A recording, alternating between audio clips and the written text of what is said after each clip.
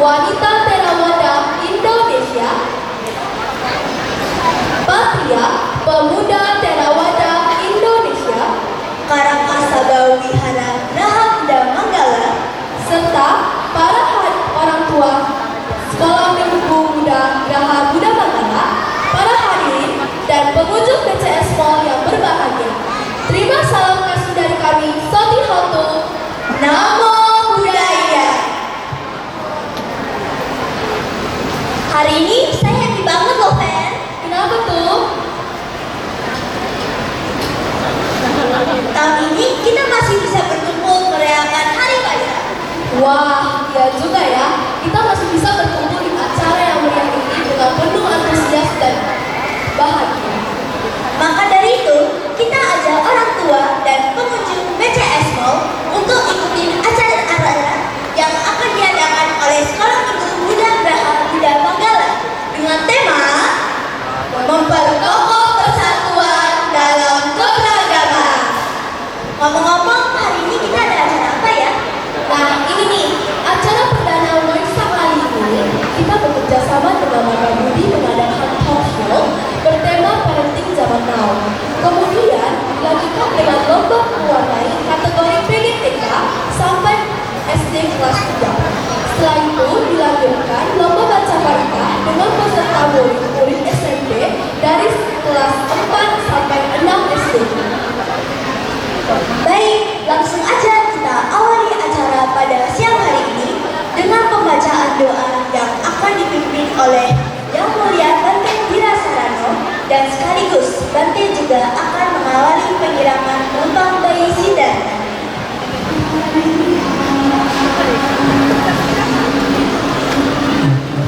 Dan saudara-saudari sekalian, yang itu untuk melakukan doa. Mari di kesempatan ini kita bersama-sama memunculkan satu bentuk pengharapan yang baik. Semoga kegiatan yang sedang dilakukan ini bisa berjalan dengan lancar dan seperti itu. Namo tassa bhagavato arahato sama sambuddhassa. Namo tassa bhagavato arahato sama sambuddhassa. Namo tassa bhagavato arahato sama sambuddhassa. Semoga dengan niat baik kami di tempat ini melalui ucapan, melalui tindakan, dan melalui pikiran yang disertai dengan cinta kasih, makin-makin dengan kaki dua, kaki empat, kaki banyak, maupun yang tidak berbagi. Semoga semuanya memperoleh kebaikan dan kebahagiaan.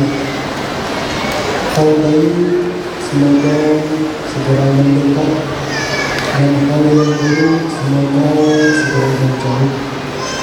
Tanda-tanda jelek dan hal-hal yang tidak diinginkan, juga suara-suara burung yang tidak menyenangkan hati, seni membawa-bawa petaka dan mimpi buruk yang tidak dikehendaki, semoga semuanya benar. Semoga hujan turun menurut waktunya. Semoga tanaman tumbuh dengan subur.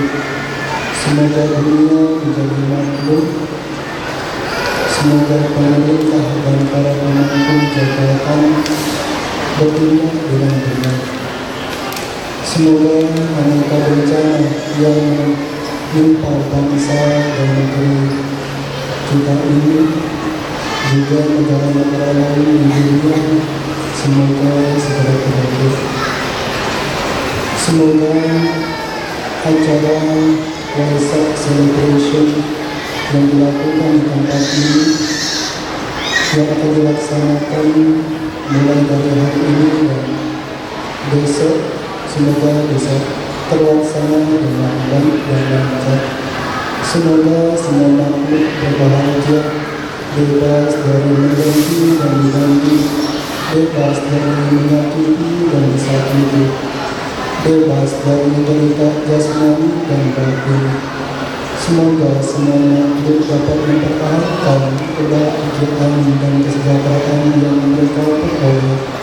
Bahwa dosa panjang dosa padiwata Sapa Tuhan bawena Sapa Taman bawena Sapa Sangganu bawena Sada Sati Bawantu.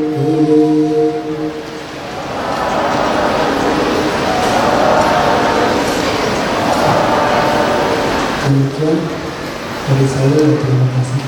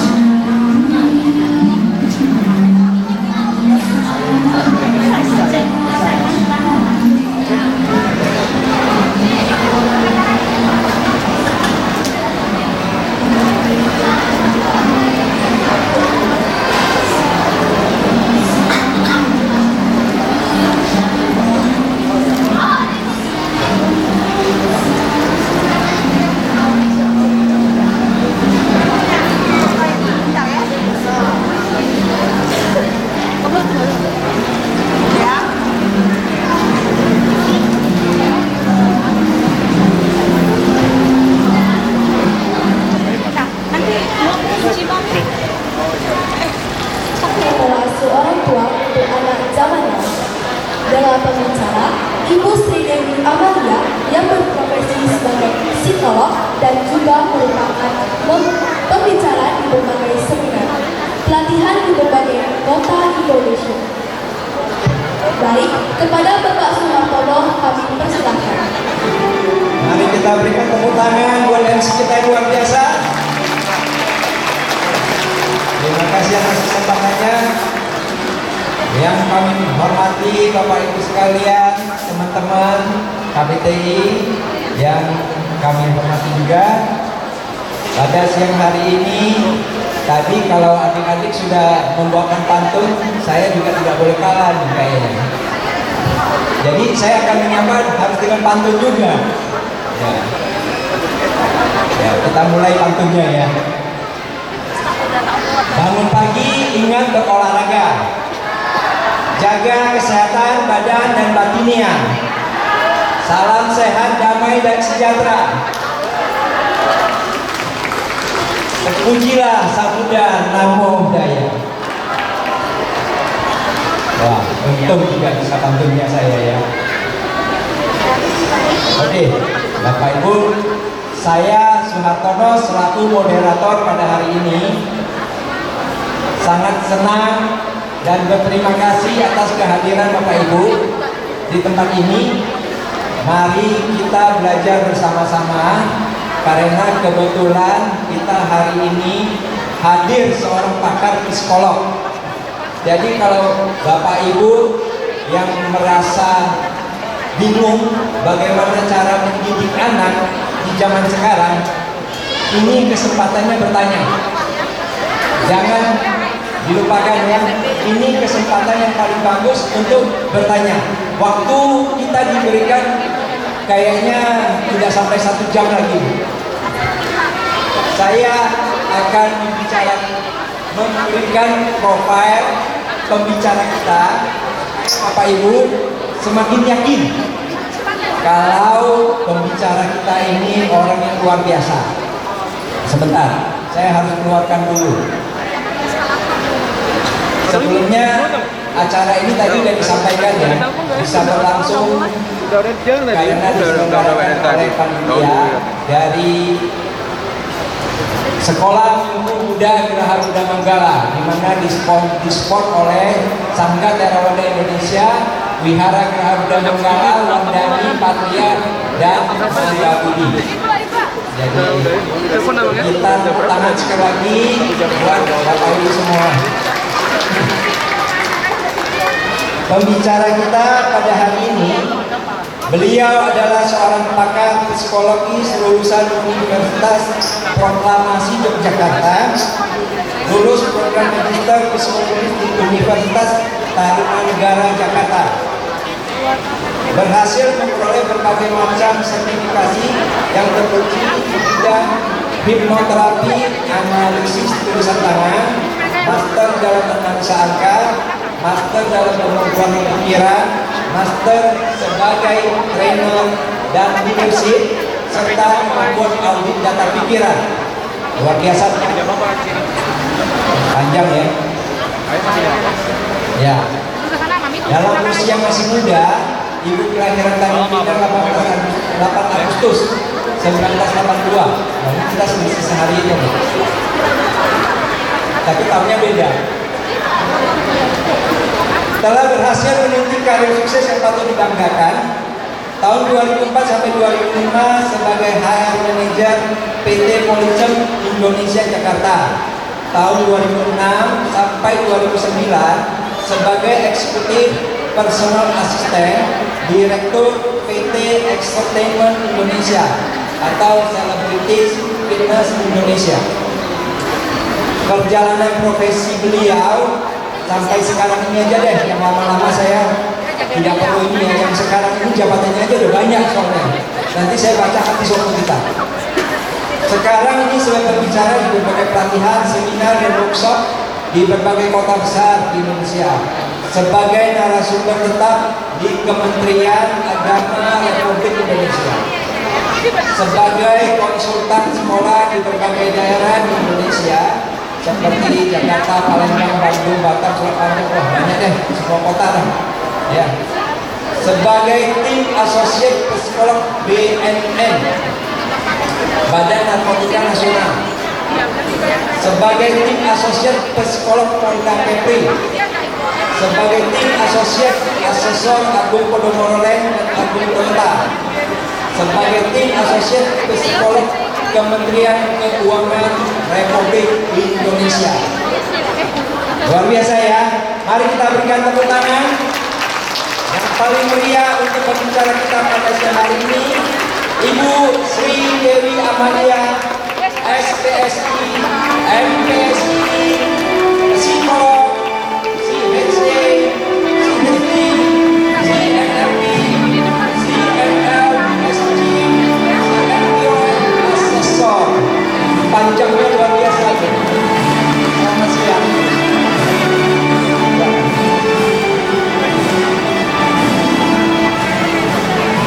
Tes percobaan tidak. Baik. Moderator sih minta izin ya, karena moderator sudah kasih pantun. Jadi kalau saya nggak pantun, kayaknya gimana rasanya? Bapak Ibu mau bersedia menerima kado dari saya berupa pantun? Oke. Halo para pengunjung BCS Mall Batam, apa kabar? Boleh melambaikan tangannya? Halo, ya dikecil, terima kasih Pak Bu. Ya. Begini pantunnya Bapak Ibu. Tadi siang cuaca terik di luar sana. Di Mall BCS kita hadir dengan penuh sukacita. Selamat datang Bapak Ibu para hadirin serta pengunjung BCS Mall. Salam kenal dan hormat saya buat Bapak Ibu semua. Luar biasa. Silakan. Oke. tidak ada pemaparan materi ya. Jadi langsung shoot. Nah, langsung tembak pertanyaan-pertanyaan. Karena satu, kita mau waktu kita singkat, kemudian bisa padat isinya, Bapak Ibu dapat manfaatnya. Jadi silakan siapkan pertanyaan, bisa langsung nanti mengangkat tangan, atau kalau Bapak Ibu rasanya malu, backstage, chat di WA saya, mudah-mudahan saya langsung bisa baca. Jadi sesi pertanyaan ini Bapak Ibu bisa segera siapkan. Sementara saya sebagai moderator ini hanya bertugas mengarahkan dan memancing. Ya. Jadi pertama-tama kita tanyakan dulu sama Bu Dewi. Bu Dewi, sekarang ini antara psikolog sama psikiater, Bapak Ibu udah tahu belum bedanya? Psikolog sama psikiater. Kita minta tolong Bu Dewi bisa sedikit kasih gambaran apa sih bedanya psikolog sama psikiater. Kemudian kapan kita butuh jasa seorang psikolog, kapan kita butuh jasa seorang psikiater. Wah, ini belum apa-apa, pertanyaannya sudah kena banget gitu ya Bapak Ibu. Dan ini juga memang harus perlu kita tahu dan paham banget, jangan sampai kita tuh salah, gitu ya, salah berkunjung gitu ya. Nah, bedanya apa antara psikiater dan psikolog? Sangat berbeda Bapak Ibu. Fakultas beda, jurusan kuliahnya juga beda. Jadi ilmunya beda, ya. Nah, jadi kalau psikiater itu kita lebih sering dengar dokter jiwa gitu ya. Nah, psikolog tetap psikolog, bukan dokter jiwa, bukan dokter mental ya. Sejak COVID pandemi mental health, banyak orang mengira psikolog itu adalah dokter mental. Enggak ya, psikolog tetap psikolog. Nah, seperti pertanyaan Pak Tono, kapan kita ke psikiater, kapan kita ke psikolog Bapak Ibu? Psikolog itu adalah kita konseling atau bahasa hari-harinya kita konsultasi. Konsultasi apa? Ya apa aja gitu kan. Nah, kemudian berhubungan juga dengan terapi ya, terapi psikologi. Dia tidak sama sekali memakai obat-obatan, udah. Ya, itu adalah psikolog atau psikologi. Kalau psikiater itu adalah fakultas kedokteran. Ya, namanya dokter, pastilah pakai stetoskop kan Bapak Ibu kalau kita ke dokter. Kemudian buka resep, buka obat, ya kita pergi ke apotek untuk ngambil. Nah, itu adalah psikiater. Jadi memang beliau itu dokter, kami adalah psikolog. Nah, jadi kapan kita itu ke psikolog, kapan kita ke psikiater? Ke psikiater ketika dia orang bersangkutan punya permasalahan, yang punya persoalan, kemudian disimpan gitu kan, terus nggak dipikirkan, nggak dicari solusinya, sampai ujung-ujungnya nggak bisa tidur, sampai nanti berakibat sampai nggak mau nafsu makan, nggak mau ketemu orang, keluar dari kamar aja nggak mau. Nah, kalau sudah begitu, ya itu sudah perlu ke psikiater Bapak Ibu. Kenapa? Minimal supaya body bisa tidur. Kenapa? Udah 2 minggu nggak tidur Bapak Ibu, bayangkan. Kok bisa? Iya, pikiran, mikir, terus kan hatinya itu berat, terus bokan sih gitu ya. Nah, jadi buat seseorang nggak bisa tidur. Nah, kenapa bisa sampai berlarut-larut begitu? Ya karena mungkin kita nggak tahu, mungkin kita biarkan, mungkin kita bingung mau kemana Pak. Saya harus cerita ke siapa, saya harus minta tolong ke siapa. Jadi karena kita semakin pendam, biarkan, ujung-ujungnya jadi semakin parah. Nah, jadi sebaiknya memang sebelum kita sampai nggak bisa tidur, nggak nafsu makan, nggak mau ketemu orang, nggak berani keluar rumah, malas keluar rumah. Apalagi yang lebih parah lagi Pak, sampai pakai baju itu kancing itu kayaknya terbalik gitu loh. Nah, itu berarti artinya sudah mempengaruhi kesadaran. Wah, itu berarti sudah butuh dokter, bantuan obat. Nah, jadi kalau bisa gitu ya, ya kita segeralah untuk mencari profesional, untuk mencari psikolog yang Bapak Ibu merasa nyaman, percaya, kenal gitu ya. Nah, kita cepet-cepet kita konseling, kita berbagi cerita seperti itu. Terjawab Pak Hartono. Oke. Jadi ternyata memang stepnya ke psikolog dulu. Betul. Jangan sampai ke psikiater. Betul. Kalau ke psikiater berarti sudah lebih advance. Betul. Sudah dilarut-larutkan Pak. Jadi Bapak Ibu jangan keliru ya. Jadi masalah yang ada di dalam yang dihadapi, jangan salah cari penanganannya. Ya. Terus Pak Tono, saya mau tambah, psikolog itu sama dengan masalah. Jadi orang cari psikolog pasti bermasalah. Enggak Pak, ya Bapak Ibu ya. Enggak ya, jadi kita selama ini taunya, wah kalau ke psikolog ya ke dia, wah berarti kamu punya masalah dong. Oh ini stres nih, stres berat nih, ini kacau nih, ini kasihan nih, gitu kan? Enggak Bapak Ibu, ya psikolog tidak hanya untuk membantu permasalahan, itu cuma salah satu bagian Bapak Ibu. Tapi bagian lainnya apa? Misalnya, saya sudah mau tamat nih, ya kira-kira saya nggak mau kuliah kayaknya ribet, ya saya nggak suka belajar punya orang. Jadi setelah saya tamat SMA, SMK, saya harus ngapain ya?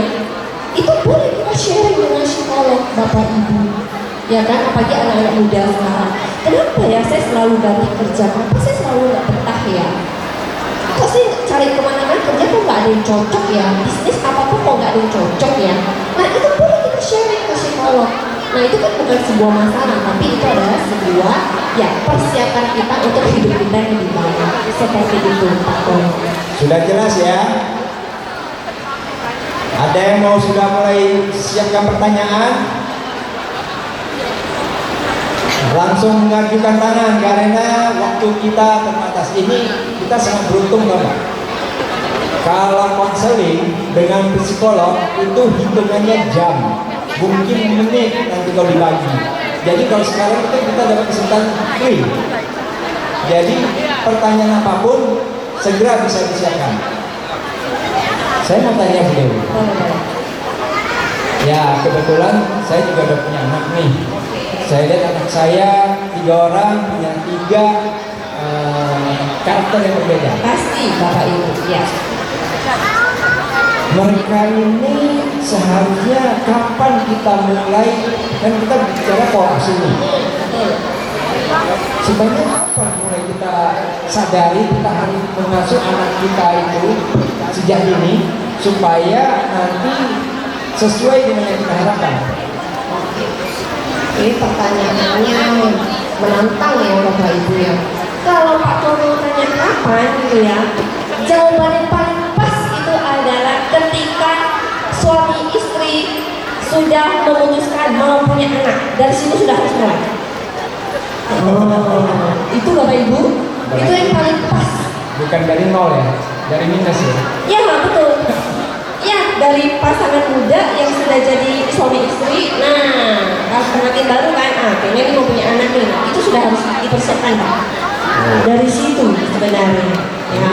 Di luar dugaan saya nih jawabannya. Soalnya saya kira dari dalam kandungan, ternyata sebelum kandungan berarti minus. Ya, berarti minus dong. Itu sudah harus dipersiapkan. Apa saja yang dipersiapkan? Nah, tapi kan gini, kenyataannya Bapak Ibu yang di depan kita ini kan semuanya mungkin udah anak ketiga, anak kedua, udah ada yang SMP, ada yang SMA. Terus bagaimana, telat nggak gitu ya? Bapak Ibu yang tidak telat. Kenapa? Karena Bapak Ibu baru tahu hari ini, sore ini, setelah kita show ini, ya kan? Nah, jadi bagaimana? Sedini mungkin, sekaranglah mulainya. Walaupun telat dikit ya, tapi tidak termasuk telat. Anak yang kayak Pak Tono, SMP, SMA, ya sudah berarti mulai dari sekarang karena kita baru tahunya sekarang. Oh, syukur anak saya baru TK, baru SD ya, ikut mau lomba gambar ya, mewarnai ya. Ya sudah mulai sedini mungkin, mulai dari sekarang Bapak Ibu belum telat. Gitu. Ya, jadi kalau anak yang sudah keburu SMP, SMA ya PR-nya lebih banyak, ya kan? Kenapa? Ya karena selama ini kan dia belum melakukan apa-apa, terhadap pola asuh. Anak yang masih SD, lumayan ya, PR-nya lumayan, nggak terlalu berat. Anak yang masih di kandungan gitu ya, masih baby-baby di bawah balita, itu lebih gampang lagi. Kenapa? Karena waktunya lebih lama untuk kita menerapkan pola asuh ini untuk anak-anak kita. Sebab itu. Ada nggak pengaruh apa yang dikonsumsi ketika mereka dalam kandungan bayi terhadap pola asuh itu? Sangat Bapak Ibu, sangat berpengaruh Pak Tono. Nggak hanya apa yang kita makan Bapak Ibu, ini pikiran kita itu sangat berpengaruh. Yang kedua, hati kita. Ya, kita selama ini kita hanya memprioritaskan, mementingkan apa yang kita makan selama kita hamil. Ya, nutrisi, capo, tenang gitu kan, itu yang paling kita utamakan. Tapi kita tidak pernah ini isi kepala, isi pikiran kita terbeban, ya kan? Sering mikirkan mungkin ya ada masalah apa gitu. Ini sangat berpengaruh kan? Hati ya sering ribut ya, pada waktu dia hamil suami istri ribut terus, keluarga itu tenang gitu. Nah jadi dia sedih, dia galau ya, nangis terus selama hamil, itu berpengaruh nanti ke babynya. Ya. Jadi nggak hanya makanan Pak Tono, nggak hanya nutrisi, tapi pikiran dia sama kondisi hatinya. Itu ketika mengandung. Iya, ketika mengandung. Jadi kalau suami-suami yang tahu kan, oke, kita mau rencana nih punya anak gitu kan, oke, akhirnya positif, ya kan? Oke, berarti sudah mulai. Nah, papa-papa sebagai suami, tolong diperhatikan gitu kan. Biasanya katanya kalau istri hamil moodnya tak stabil, maunya banyak, emosinya cepat marah. Ya papa-papa suami yang lebih sabar loh, kayak gitu. Sebab itu. Nah, Ini ada pertanyaan? Oh, silakan. Jadi saya udah mau lanjut terus nih. Izin bertanya. Dengan Pak siapa? Heri. Pak Heri. Ya. Itu pertanyaan tentang tidak ke psikolog gitu, terus dibiarin terus gitu. Apa akibatnya? Terima kasih. itu bukan hanya orang dewasa, kita sudah bekerja, berkuliah, udah punya bisnis, punya toko, baru punya masalah. Enggak, ya anak-anak SD, anak-anak kita juga punya masalah sebenarnya. Cuma kita orang tua ngerti, kakak tahu enggak. Ya itu satu catatan untuk bapak dan mama. Terus orang dewasa ya yang istilahnya menyimpan beban masalah, persoalan, kesulitan, mau itu apapun, keluarga, bisnis lah, toko lah, pekerjaan, semuanya. Kalau disimpan larut dan larut Bapak Ibu, Bapak Ibu harus mempertimbangkan siohoho ya kalau begitu, mempertimbangkan saya ini adalah orang yang kuat enggak, ya, yang tahan banting enggak. Kalau iya, oke, ya selama Bapak Ibu merasa ini kayaknya tidak perlu saya cari pertolongan, saya masih bisa berusaha sendiri, berpikir, mencari solusi, silakan Bapak Ibu. Tapi kalau Bapak Ibu merasa kayaknya saya bukan tipe sosok yang kuat, ya, saya bukan tipe sosok yang yang banting tulangnya, yang banting mental ya, bukan fisik ya. Nah, jangan dilarutkan, jangan ditunda. Kenapa? Nanti ujungnya di psikiater sudah. Banyak orang yang ke saya mau konsultasi, Bu, suami saya kerja nggak mau masuk. Tanya kenapa? Nggak mau ngomong maksudnya, nggak mau cerita. Tapi duduk sendirian di ruang tamu, dia suka main HP, karena HP-nya dia nggak mau pegang. Ditanya mau makan apa? Cincai. Biasanya kalau makanan dia mau ini. Kenapa ya suamiku berubah sama itu? Saya tanya berapa lama Ibu suaminya kondisinya begitu? Kondisinya begitu 6 bulan loh. Tapi artinya Bapak Ibu istrinya sadar, suamiku kayaknya kok berubah ya, kok kayaknya beda ya. Itu sudah 6 bulan yang lalu. Sampai hari dia ketemu saya itu 6 bulan lalu. Oke, jadi kita janji waktu, kita ke rumahnya. Jadi saya lihat akhirnya itu ya Bapak Ibu ya. Akhirnya saya bilang sama Cece-nya, ini sepertinya saya ke psikolog kayaknya sudah agak telat. Kenapa? Iya, si Koko itu sudah susah untuk bercerita. Ya, jadi sudah mengalami komunikasi dan apa. Ya, jadi akhirnya ya seperti itulah. Jadi akhirnya pergi ke psikiater, kasih obat penenang, obat tidur, udah minum, udah bisa agak tenang kan. Nah, barulah 3 minggu kemudian kami ngobrol. Oh, apa kabar? Sudah gitu. Ya, gimana sehat-sehat? Gitu. Koko gimana hari ini perasaannya? Dia jawab, ya mau gimana lagi? Itu. Jadi tadi pertanyaan Pak Heri ya. Jadi kalau dibiarkan bagaimana? Nah, ada 2 pilihan yang perlu kita renungkan bersama seperti itu. Ya. Terima kasih Bu. Silakan, ada pertanyaan. Nah, ini sudah mulai panas suasana ya. Ini kok bapak semua ya? Ini gimana nih?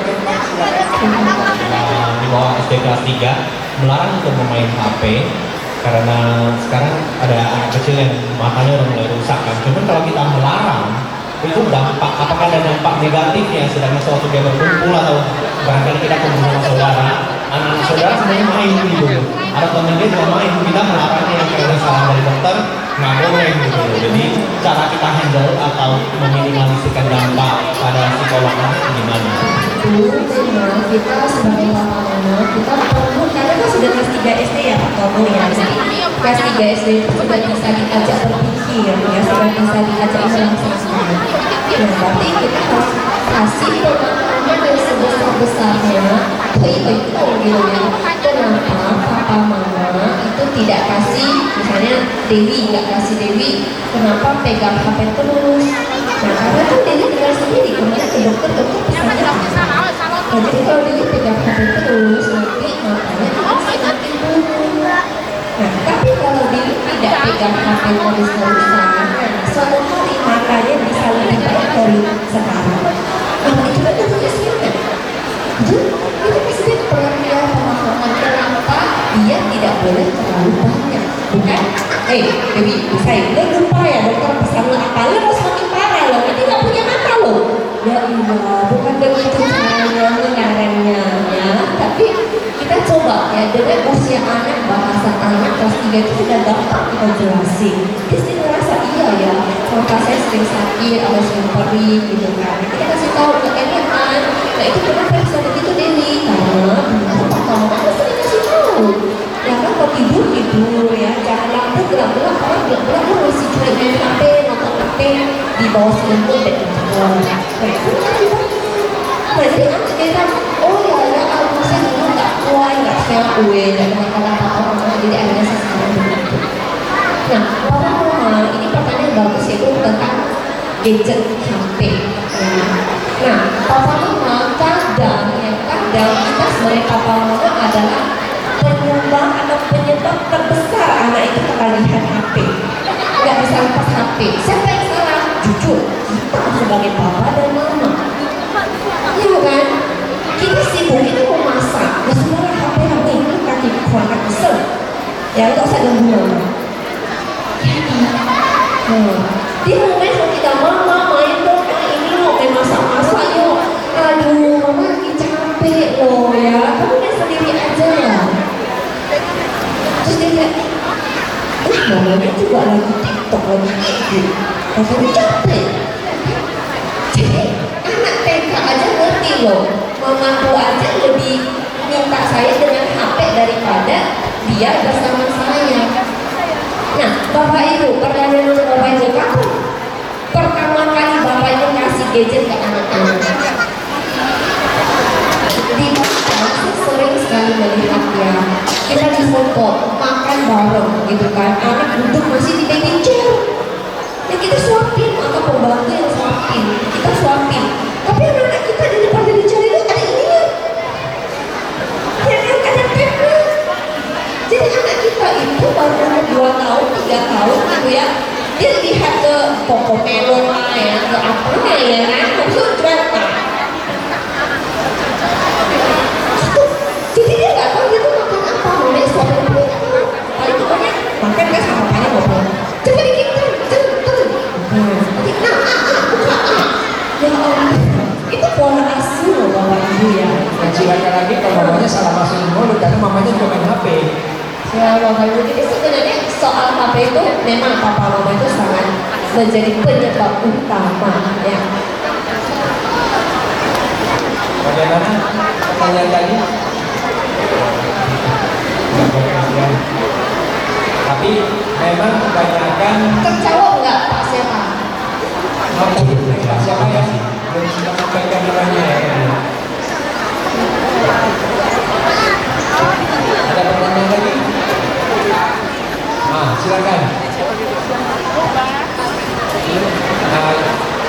Siang Ibu, siang.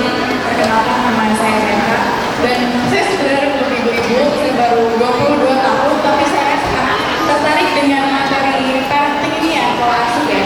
Jadi saya sudah beberapa tahun ini coba mempelajari tentang pola asuh, walaupun di usia yang sebenarnya belum memikirkan untuk berkeluarga, tapi kan bisa depan akan punya anak ya untuk berbagi. Jadi ini sangat penting sekali.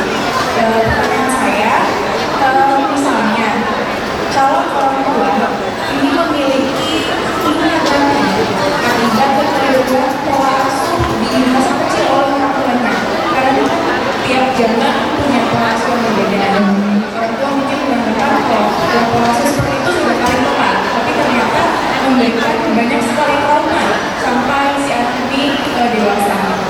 Apakah memungkinkan memberikan kita sebagai orang tua yang memiliki luka batin memberikan pola asuh yang baik dan tepat kepada anak kita sembari meneliti luka batin sendiri? Ataukah hal itu harus berjalan terpisah? Misalnya kita menyembuhkan luka batin terlebih dahulu baru memutuskan untuk kebutuhan. Terima kasih untuk pertanyaan saya. Jadi pertanyaan dari DPK itu juga bisa menjadi pertanyaan untuk kita juga Bapak Ibu ya. Nah jadi kita dulu gitu kan diasuh sama orang tua kita yang keras, mainnya kali tiga, ya kan? Mainnya apa tuh jemuran gitu ya, gantungan jemuran gitu ya, gantung baju dengan hanger itu kan, pukul gitu ya. Nah kalau jadi kita harus nanyakan ke diri kita dulu. Kalau pola asuh yang aku terima waktu aku kecil, kalau itu membekas dalam diri saya dan itu menyebabkan trauma gitu ya, dan sampai usiaku hari ini aku masih sering terbayang, aku masih tak bisa menerima waktu itu, yang aku masih simpan dalam, maka itu perlu diselesaikan dulu.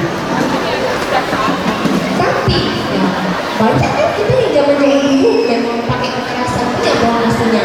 Tapi kalau kita merasa it's okay, itu sudah lewat, itu justru membuatku kuat, itu justru membuatku jadi orang, itu justru membuatku jadi jujur, kan yang cowok-cowok ya dipukul sama bapak gitu kan, itu justru membuatku jadi kerja keras. Oke, tapi itu akhirnya itu nggak masalah. Itu. Terus kalau misalnya kita lihat lagi, kita screening ke diri kita sendiri. Saya ini tipe yang lemah atau tipe yang kuat? Kalau saya tipe yang lemah gitu ya, tapi saya sudah tidak menganggap itu trauma, tidak menganggap sakit hati, saya bisa menerima dengan ikhlas. Hati-hati Bapak Ibu, dengan ketika Anda nanti punya anak, itu bisa menjadi pemicu. Jadi nanti kita nggak sadar ketika kita jadi mama, kita bisa memakai pola asuh kita dulu yang agak keras itu, yang sadis itu, kita bisa terapkan tanpa kita sadar. Kalau yang kita adalah termasuk orang yang lemah secara psikologis, lemah secara mental, seperti itu. Jadi apakah dipisah atau bisa dibarengkan tergantung si profil karakter kepribadian orang bersangkutan, ya seperti itu. Baik, terima kasih atas jawabannya Bu Dewi. Terima kasih Neta. Yang biasa ya, jawabannya ya, namanya ya, Neta ya. Jadi bagus sekali, berarti memang semuanya tergantung pola asuh sama mentalitas orang sebelumnya ya. Ya, mental dari orang sebelumnya. Ada pertanyaan lagi dari Iya, siang Bu Dewi, nama saya Mary. Ya, siap Bu. Nah, tadi ada bahas tentang mental anak yang lemah ya. Ya.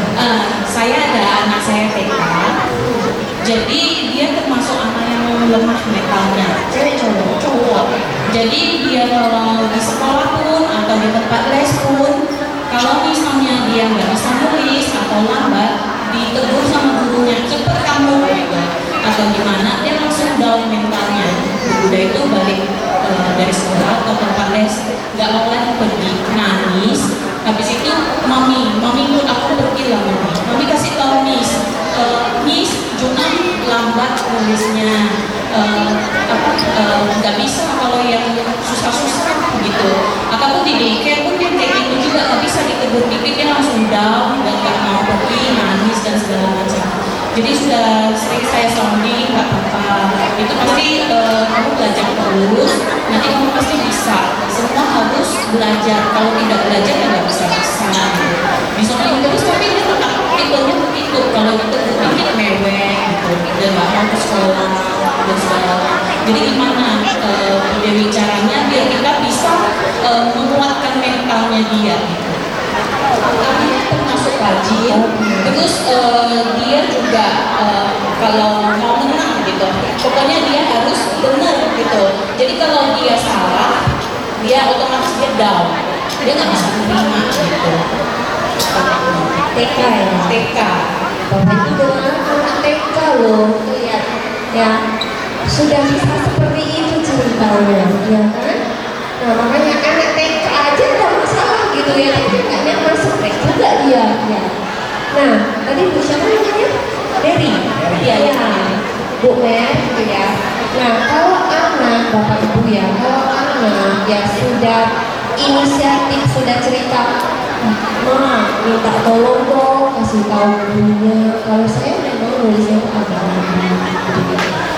Bapak Ibu kita perlu menghargai curhatan anak yang apa adanya begitu polos. Ya, kita bilang mana bisa, kamu sendiri dong yang harus cepat, kamu sendiri harus berubah. Kalau kamu malas, jangan kita memakai kata-kata bahasa seperti itu. Ya, kalau anak sudah begitu inisiatif terbuka dengan mamanya, ya dengan kita mau bilang terus ke gurunya.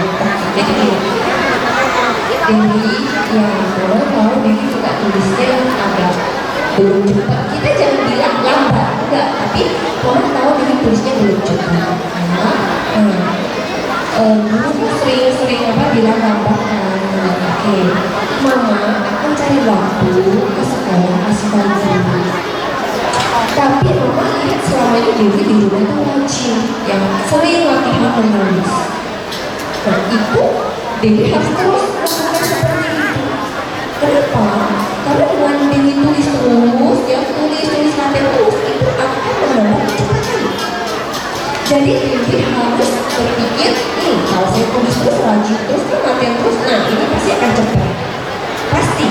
Nah, keyakinan seperti itu yang perlu kita tanamkan ke anak kita. Kenapa dia menjadi semangat? Oh, berarti saya harus rajin nulis. Yang kedua, nanti saya nggak telat lagi, nggak lambat lagi. Kalau saya nggak lambat, guru nggak akan ngomel gitu kan. Wah, jadi dia semangat. Nah, terus Ibu Mary sudah benar tadi ya, mengarahkan anaknya, menguatkan anaknya. Tambah lagi Bu Mary sama orang tua. Nah, nanti kalau Dewi lagi tulis, ya Dewi kasih tahu mama. Nanti mama yakin, mama temenin. Temenin itu menulis ya, tapi kita duduknya di sampingnya gitu kan. Iya, Bapak Ibu, kita cuma duduk di samping, cuma 5 menit atau beberapa menit aja, nggak sampai 5 menit. Anak itu merasa kekuatan itu luar biasa. Kenapa? Itu support dari papa mamaku. Itu. Ya. Atau kita ngomong gitu, oke. Tadi kan yang tadi saya bilang ya, jadi harus gini ya, nanti pasti bisa cepat. Ya, yuk cayo, dikit ya. Kalau anak cewek sama cewek satu, anaknya kamu sih cowok aja peluk. Tapi, nah nih, mama tahu aku pasti bisa, ya. Malamnya dia menuliskan, kita lupa tuh menulis, atau kita dulu dia udah tulis misalnya ada PR. Dia deketin, ya. Dan gimana? Tulisannya lumayan ya. Kita lihat, kita perhatikan anak kita itu kesulitan lambat nulisnya itu gimana? Apakah rata-rata semuanya atau hanya untuk tertentu? Nah inilah tergantung penelitian sama kepekaan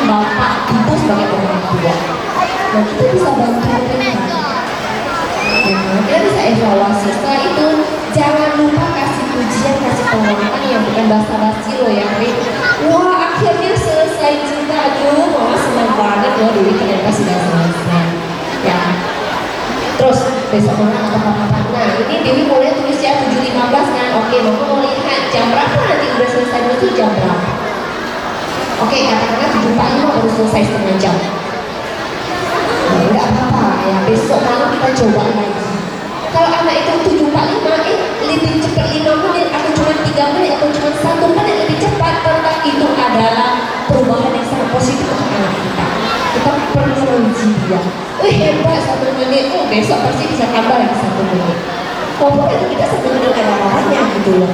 Tapi Bapak Ibu itu akan membuat anak itu percaya diri, semangat, kuat itu yang melatih pelan-pelan yang tadi kita merasa anak kita lemah, dikit-dikit cengeng, dikit nangis, dikit-dikit nggak mau, gitu kan? Nah itu yang akan membangun mereka semakin kuat dengan dukungan kita sebagai orang tua yang benar-benar praktiknya tadi sampai dia seperti itu Bu ya. Seperti tadi Bu. Bagaimana kalau misalnya dalam melakukan apapun dia sudah takut duluan? Gitu. Boleh kasih contohnya Kak? Contoh nyata yang ada sekali saya bawa ke playground dulu ya. Dia tuh nggak bisa kalau misalnya melewati jembatan, mainan jembatan, nggak bisa. Mami aku nggak bisa, aku nggak bisa. Terus saya bilang kamu pasti bisa. Mami percaya kamu bisa. Coba aku langkahin dulu. 1-2 langkah nggak bisa, nggak berani, langsung gemetar dia. Oke. Udah itu saya bilang kamu pasti bisa. Mami percaya, mami di bawah sini kalau kamu itu mami di bawah. Enggak. Ya, Bapak Ibu, kunci dari Bu Mary ini adalah ayo kamu coba, kamu pasti bisa. Keyakinan dari orang tua itu adalah keyakinan yang paling besar untuk anak-anak. Kenapa? Karena anak-anak itu sudah melihat papaku, mamiku gitu loh. Jadi kalau mereka percaya, ya aku semakin percaya diri. Tapi kalau papa mengatakan, lu gitu aja nggak berani, lu anak cowok tuh malu kan? Bukan seperti itu bahasanya.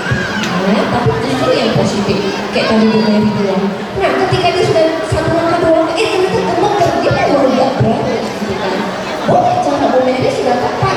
Ayo walaupun kamu jatuh, kamu sudah di bawah, langsung siap gendong kamu. Nggak apa-apa nak, ayo. Pelan-pelan, yuk, pelan-pelan, yuk. Mau kaki kiri, kaki kanan, hidup kami. Yuk tenang ya, tenang, kaki kanan. Mau kaki kiri, kaki kanan dulu keluar. Nah kita jadi ngobrol. Kiri mah, oke kiri ya, kiri mana nih? Bisa ketika, kiri mana? Oke kiri, yuk, nah, kita ke depan. Kalau ini proses, tidak gampang kita didik, gampang kita atur. Kalau mau mungkin atur itu ya, misalnya bukan playground, bukan yang jembatan, tapi hal lain. Kalau sudah anak kita kelihatan memang dia nggak mau sampai gemetar, mau puncak, sampai nangis, itu kita coba berhenti, kita gandeng, nggak apa-apa, Dewi, sini kamu temenin, yuk kamu gandeng, yuk berani, yuk sama-sama. Nah, coba, ini misalnya kayak gini loh, nggak apa-apa. Nah itu, itu. Umer? Umer ini Sudah benar Bu Mer. contoh itu luar biasa, Betul sekali. memberi semangat kepada anaknya. Tapi untuk Bu Mer sekarang ini bertanya pada seorang pakar psikolog. Iya. Ini baru beda jawabannya. Iya, ini 4 kali hari ini saya Kalau Bu kasih. Mer tanya ke saya, beda lagi nanti jawabannya. Langsung tepuk aja anak itu. Iya, memang susah sekali mau membangun keberaniannya dia gitu. Sampai memang saya ada memikirkan apakah harus bawa ke psikolog supaya anak ini memangnya bisa kuat karena dia anak cowok. Saya takutnya kalau nanti kalau dia sudah gede masih penakut gini. Namanya siapa Bu? Nama anak saya Jona punya mama seperti Ibu Mary, tidak perlu ke psikolog. Luar biasa. Ini kebanyakan sama psikolog. Betul. Itu anak saya diri. Lanjutkan Ibu Mary. Jadi pertanyaan ibu mengingatkan saya waktu anak saya kecil yang perempuan, ketika itu saya kasih dia les semua, banyak menulis, berhitung. Jadi awalnya itu dia senang banget kalau mau ngeles, langsung standby, tas, pergi les. Tapi belakangan kalau mau pergi les, tolong pesenin ya sama gurunya, sama teacher, jangan banyak nulis. Hah? Kok jangan banyak tulis? Kan kamu belajar nulis. Pegel. Jadi jangan pegel. Jadi ya kita coba pelan-pelan sampaikan. Ada apa? Kita kan juga bertanya ya. Karena kita lihat anak saya ini adalah orang yang suka menggambar di rumah, berarti menulis juga. Menggambar itu kan sama kan, pekerjaan yang menulis kan. Beda, Pak. Beda ya. Nah ini kalau ini di mata psikolog beda rupanya. Di mata saya kira sama. Jadi ini anak apa bedanya gitu? Kita pengen cari tahu. Dia senang menggambar, gambar dari pagi sampai sore itu nggak apa. Tapi ini kok menulis katanya jangan ya, jangan menulis pegel. Jadi kalau nanti dia pulang dia banyak ngecek. Aku tulis banyak kali gitu, dapat PR lagi gini-gini. Terus apa yang Pak mau lakukan? Nah, saya ingin tahu. Jadi saya terus terang kepada teachernya saya ngomongin. Ya, jadi teachernya bilang, oh iya Pak, nanti kita coba perhatikan ya. Tapi ya memang biasalah, anak dia kan memberikan semangat ya. Ya kita juga mengerti. Artinya kita coba kan si anak memperhatikan kita dong. Apakah komplimen dia itu kita tanggapi atau enggak? Betul kan? Si anak kan kalau dia sampaikan ke kita nggak coba memberikan solusi kepada si anak ini dengan datang kepada gurunya untuk berkomunikasi. Kita kurang yakin. Ya si anak yang tahu. Oh ya, nanti kami bicarakan ya. Nah seperti itu. Tapi bisik-bisik kita sama guru, udah bu saya juga ngerti lah memang ya anak-anak begitu. Betul. Oh, hey.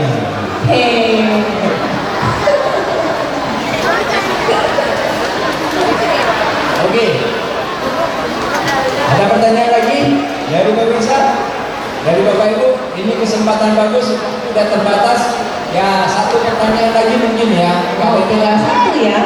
Tinggal satu pertanyaan, Bu Rosi, ayo.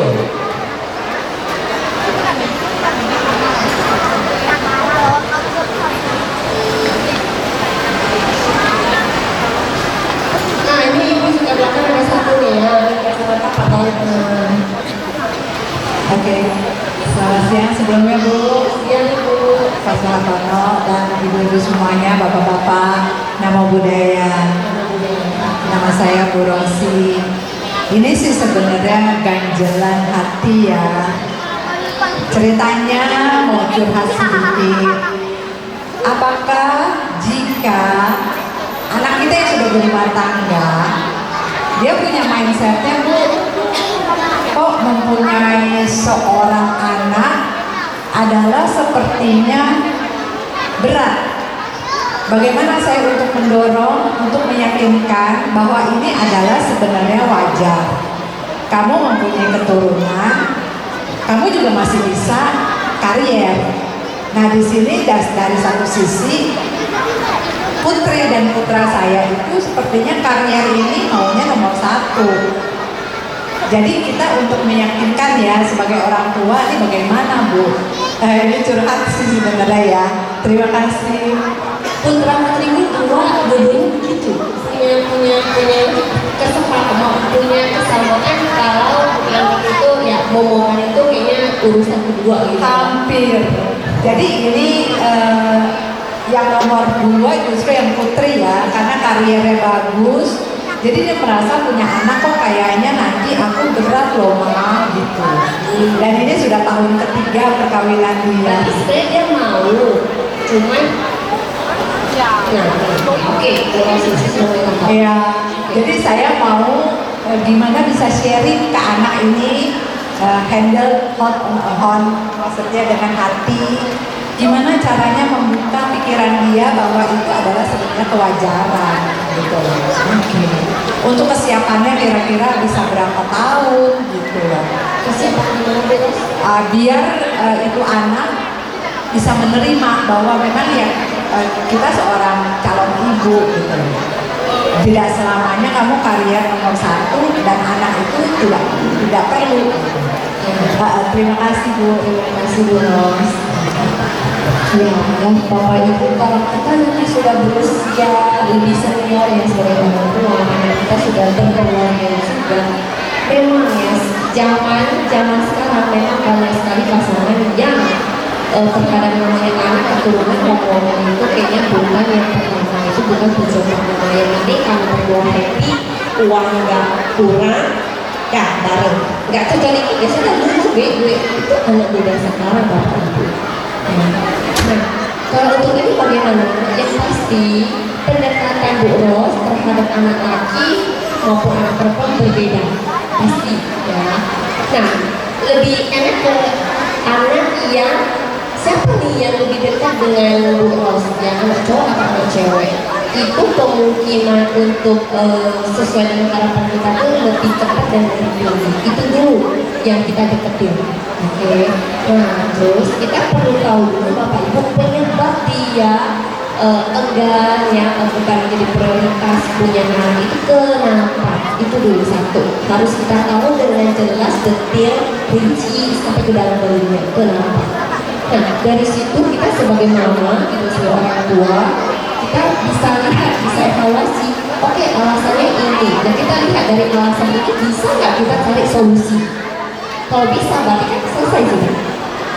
Kalau ternyata penyebab dia belum mau atau enggak mau atau enggak punya rencana punya anak, caranya yang ibaratnya hal rumit, kompleks atau malah terhubungnya tipe kepribadian, misalnya saya nggak mau repot punya orang karena anak itu menyusahkan, anak itu gimana saya nggak mau punya beban karena beban suami itu sudah berat, apalagi kalau anak lagi. Nah, kalau misalnya masalah seperti itu, nah itu memang perlu waktu yang lebih panjang.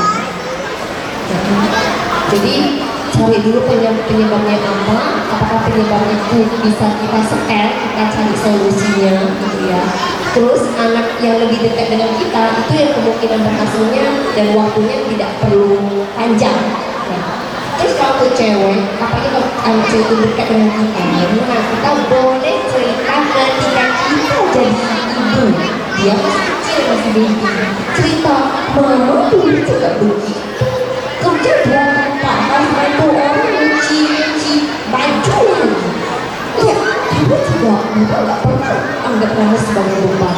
Bahkan kakak adik kamu cuci itu ada 2 orang, ya kan? Malah nggak sepitan kamu.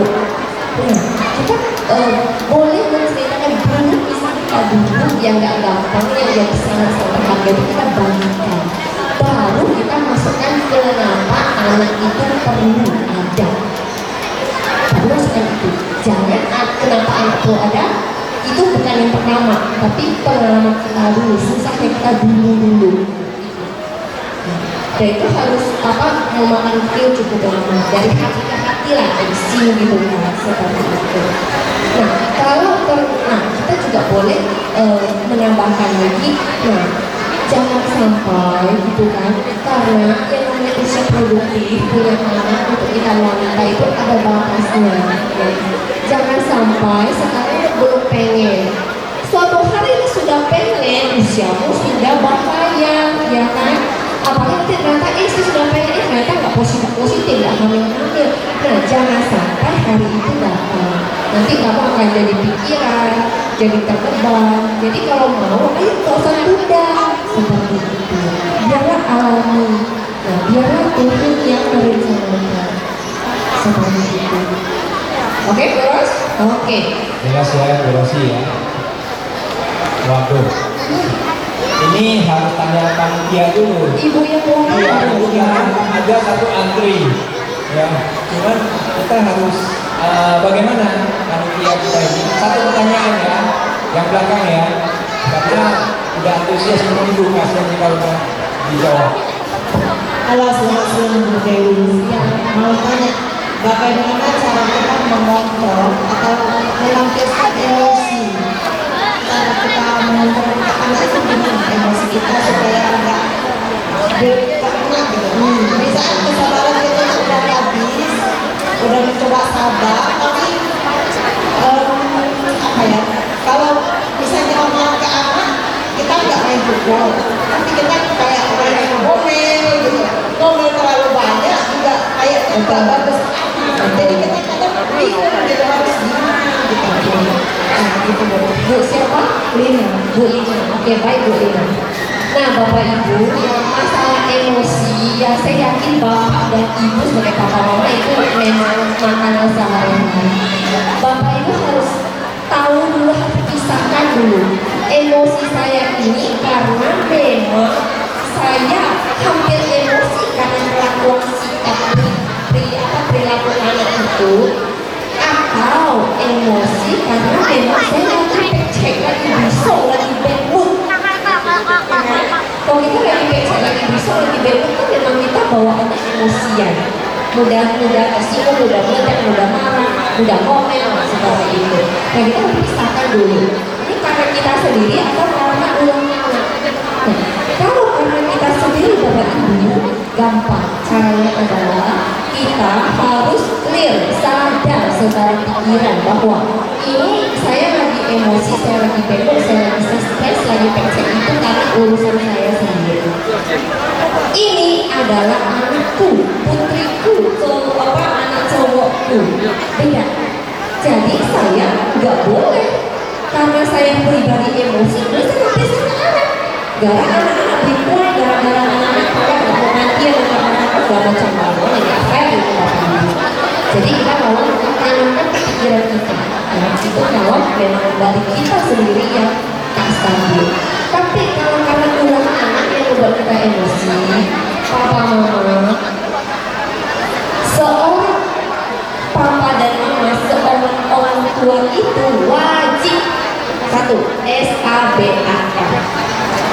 Wajib, itu hukum wajib, nggak boleh nggak ada. Walaupun kita memang bukan tipe itu Dewi, kan? Yang memang kita bukan tipe itu, bukan karakter penyabar, tapi demi anak, untuk anak kita memang harus belajar sabar.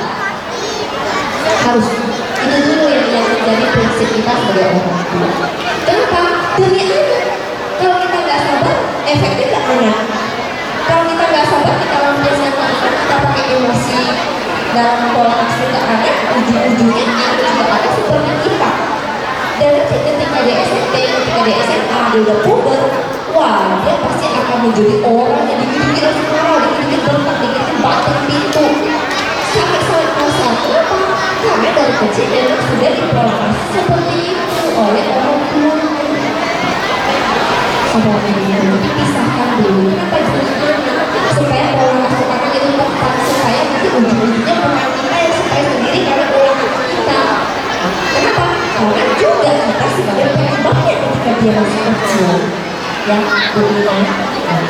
Oke, terima kasih Bu. Terima kasih Bu. Baik, jadi dalam sesi ini saya simpulkan, mungkin Bapak Ibu juga telah mendengar dua pertanyaan dari saya tadi di awal. Ada 6 pertanyaan dari pemirsa.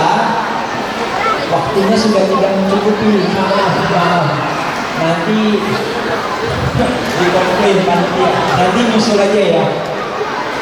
2 pertanyaan di awal dari saya, 6 pertanyaan dari pemirsa. Ini sudah membuktikan bahwa yang di hadapan kita benar-benar seorang pakar psikolog yang luar biasa. Mari kita bertepuk tangan. Kenapa saya bisa sebut demikian? Coba Bapak Ibu perhatikan pertanyaannya, menyangkut dari masalah pertumbuhan anak dari kandungan, masalah sampai anak remaja tadi, sampai yang dewasa pun, ya, termasuk bagaimana masalah dengan yang dewasanya, psikologisnya orang dewasanya, semua bisa dijawab dengan mantap. Ya, mengenai ya. Jadi ini seolah sesi kita ini adalah introduction kepada kalian.